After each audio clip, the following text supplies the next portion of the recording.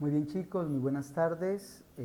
Vamos a empezar nuestro encuentro virtual para ciclo 5 en el área de ciencias sociales y vamos a continuar o vamos a ampliar un poco este tema de la Primera Guerra Mundial que habíamos estado discutiendo en clase pues antes de todo este proceso de la pandemia y que es importante que podamos darle continuidad al desarrollo de este importante capítulo de la historia mundial, pero además porque va a ser indispensable que ustedes puedan tener los elementos de orden teórico para poder entender lo que pasa hoy en el mundo contemporáneo a partir pues, de los sucesos que implicaron la existencia de la Primera Guerra Mundial.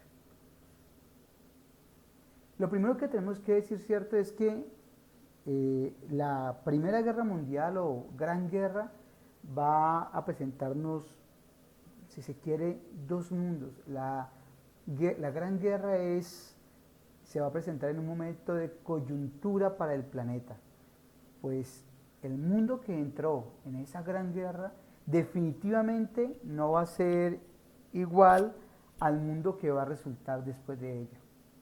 Antes de esa Gran Guerra tendríamos que decir que Europa se dividía en la Europa continental y en la Europa insular. Cuando hablo de Europa insular estoy hablando sobre todo de Inglaterra, ¿cierto? Europa hasta ese momento, hasta 1914, era la dueña omnipotente del mundo.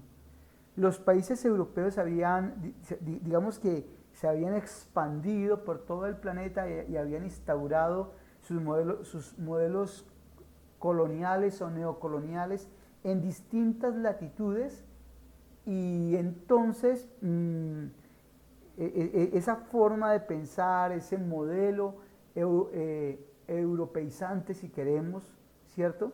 Esa estructura social, esa forma de concebir la vida pues estaba diseminada por todo el planeta.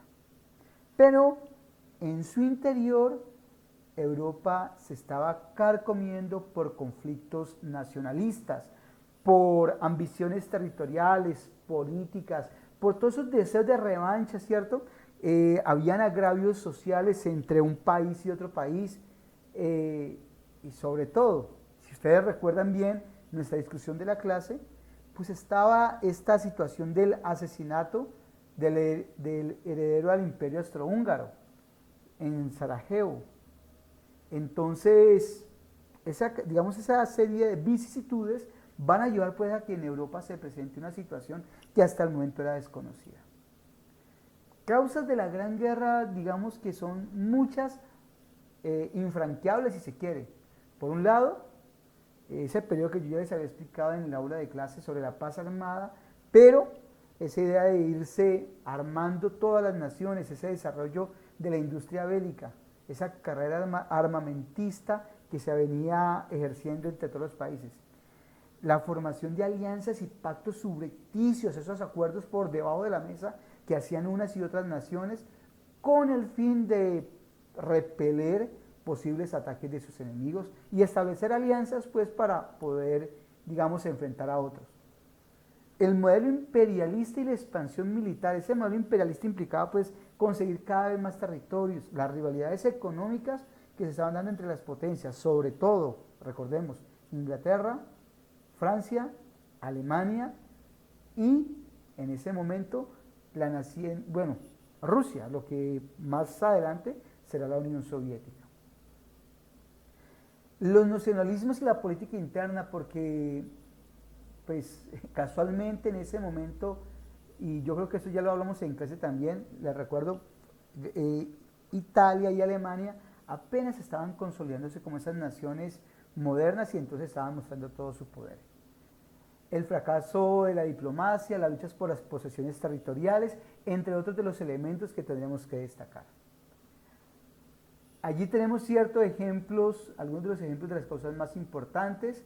Había el Imperio Otomano, venía decreciendo, venía perdiendo importancia y entonces Rusia y Austria-Hungría querían lograr el control de todo el territorio de la península de los Balcanes que hasta antes de ese momento, ¿cierto?, había estado a manos del Imperio Otomano. O sea, el Imperio Otomano había establecido ese control, ese poder sobre toda esta zona balcánica y Rusia y Austria-Hungría esperaban, una vez que este desapareciera, pues poder, digamos, incrementar su poder. Por otro lado estaban los enfrentamientos que databan ya de más o menos 30, 40 años entre Francia e Inglaterra y Alemania, ¿cierto? Por los territorios de Alsacia y Lorena, pues que Francia allá por 1875 había perdido frente a Alemania en un enfrentamiento bélico. Tendríamos que decir, ¿cierto?, que ya hemos nombrado pues que ese periodo de la paz armada es el que se encuentra antes del inicio de la guerra. Y en él se comienzan a dar una serie de relaciones internacionales entre los imperios, donde primero se evidencian las rivalidades internacionales, pero en segundo lugar también se empiezan a establecer una serie de alianzas estratégicas a partir de presiones diplomáticas entre unas y otras naciones. Ahora, la carrera armamentista, digamos que estaba en cabeza de las principales naciones del mundo. Allí vemos en este recuadro que les estoy presentando, digamos, al lado derecho, ¿cierto?, las principales rivalidades que se daban entre las distintas naciones importantes, ¿cierto?, a principios del siglo XX. Había una gran rivalidad entre Inglaterra y Rusia.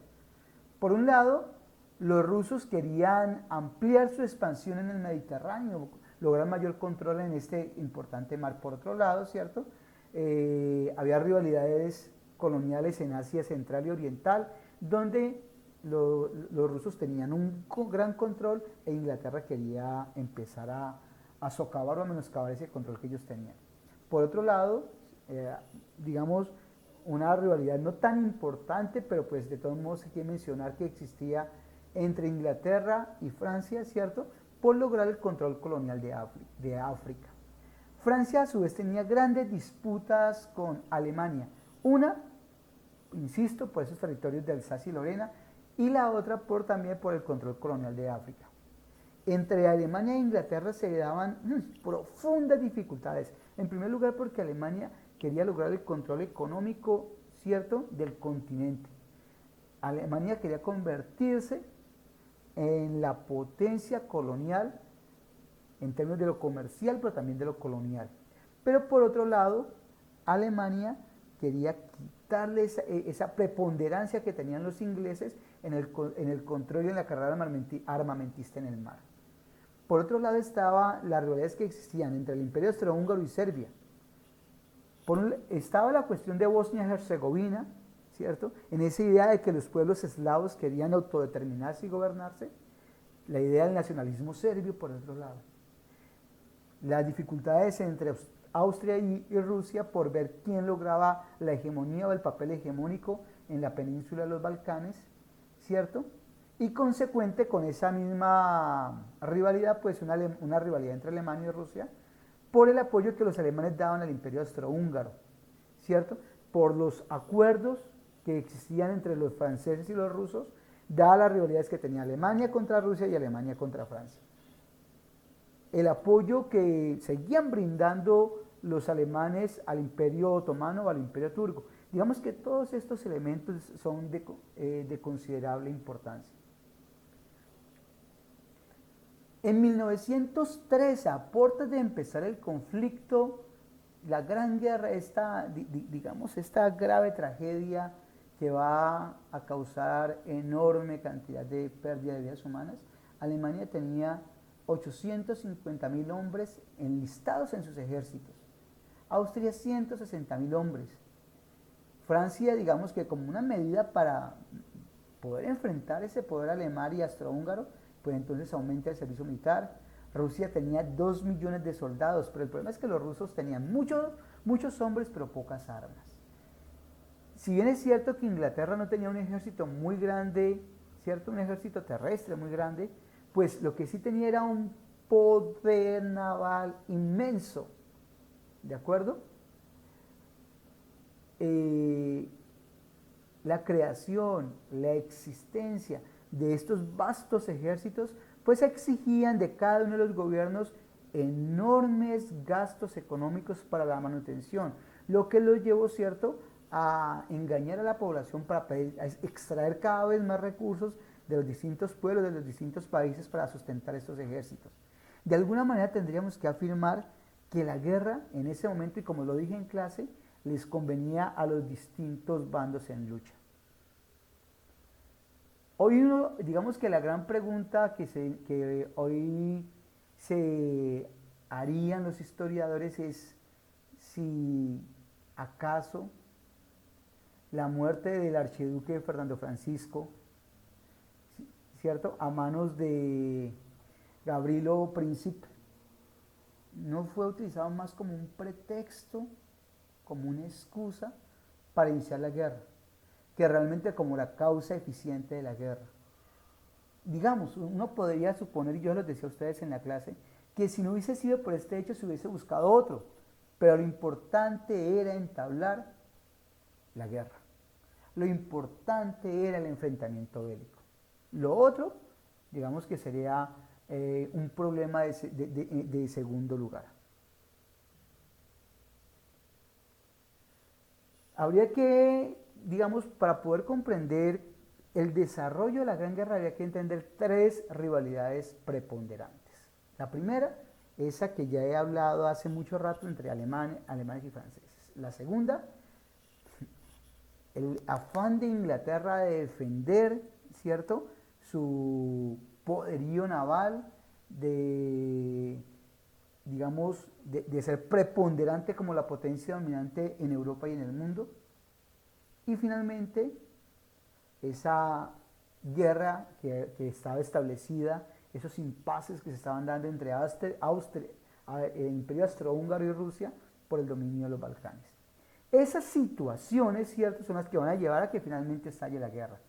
Primero, un enfrentamiento entre naciones, pero luego se fue, digamos, haciendo a escala europea y finalmente, con la declaratoria del 1 de agosto de 1914, va a involucrar a 32 naciones, ¿cierto? 28 de ellas aliadas a Inglaterra, a Francia, y las restantes aliadas al Imperio Austrohúngaro. Allí podemos ver entonces las alianzas que se fueron estableciendo, los lugares que se fueron estableciendo. Miren, un dato importante, ¿no? En 1914 hablábamos del eje, Alemania, Austria-Hungría, Italia. Sin embargo, en 1915 Italia, por el temor a lo que podría pasar, ¿cierto? Aquí podemos ver que en principio, al iniciar la guerra, estaban Alemania, Austria-Hungría, ¿cierto?, e Italia eran el eje. Pero luego Italia en 1915 va a desertar de este bando de los imperios centrales y se pasa al bando de los aliados para sufrir menos retaliaciones al momento, pues, de que esta guerra terminara, ¿cierto? Lo cual va a debilitar mucho las posiciones de los imperios centrales. Se recibió, o sea, cuando se declara la guerra se recibe con euforia, con alegría extrema, pero sin embargo después eso va a ir disminuyendo. Se pensaba siempre que iba a ser una guerra muy corta, se pensaba que iba a ser una guerra de 2 o 3 meses, jamás se pensó que la guerra se fuera a postergar durante 4 años, por tanto, al inicio de la guerra todo el mundo la deseaba. Allí podemos ver en ese cuadro cuántos soldados de alguna manera se inmiscuyeron, cuánta población se fue, digamos, enlistando en esos grandes ejércitos, pero luego el peso social hará pues que la guerra se vea abocada a terminar. Características de esta gran guerra. Primero, fue una guerra total, enfrentó a todos contra todos. En segundo lugar, ¿cierto?, permitió grandes avances en lo tecnológico, en la industria armamentista. Ya existía el fusil de repetición, pero digamos que los desarrollos que va a tener son inmensos.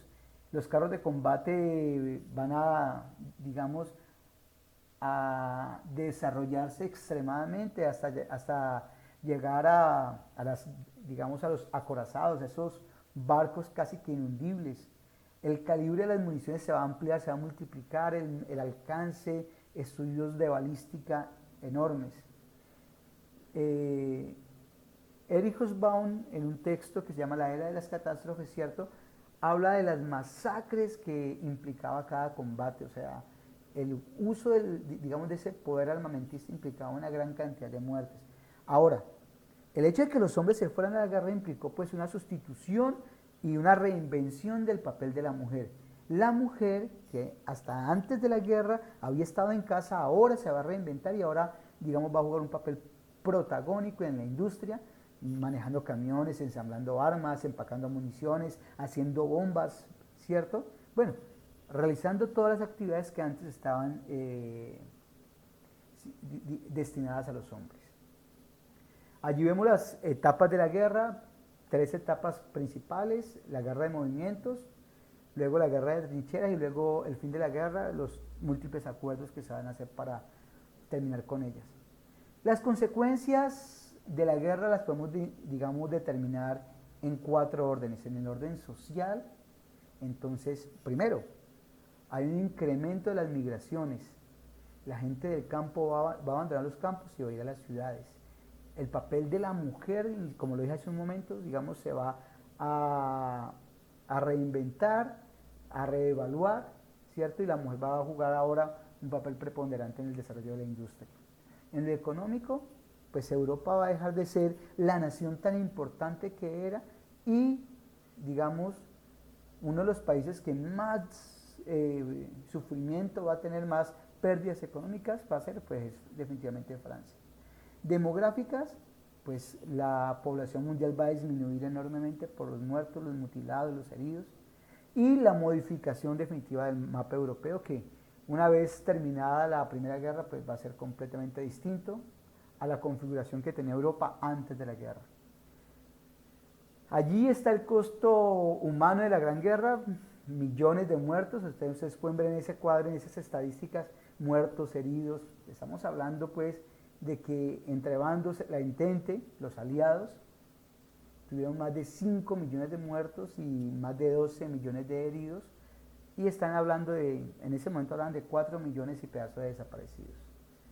Los imperios centrales hablan de 3 millones de muertos, 8 millones de heridos y, bueno, infinidad de desaparecidos. Esas imágenes nos pueden mostrar un poco el hecatombe que causa la guerra.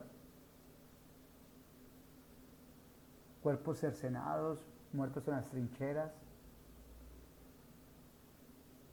Allí digamos, la cantidad de gente mutilada que va a arrojar, digamos, el final de la guerra. Y este es un ejercicio de análisis, una carta que quiero que ustedes lean detenidamente para que puedan contestar algunas preguntas que más adelante les voy a hacer. Este mismo texto va a estar en la guía para que ustedes puedan responder las preguntas.